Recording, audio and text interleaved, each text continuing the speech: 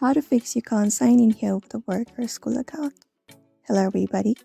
If you're getting this kind of error messages on your Microsoft Teams, you may follow up this method in order to do it. So for that, you may first of all head over to a browser directly or use the error itself and follow the on-screen instructions. So for example, once you open up your Chrome browser, you need to just go ahead and search for Microsoft Teams, or just go ahead and look out for that and look for this very first link of Microsoft.com and open it up. Once you open it up, all you gotta do is simply download the Microsoft again. So look for download option on your screen, click on download. After that, look for download Microsoft Teams for Windows if you want Windows.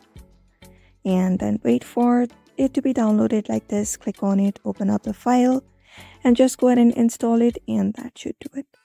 Once that is done, you may just restart, sign in with your account again, and that should fix it.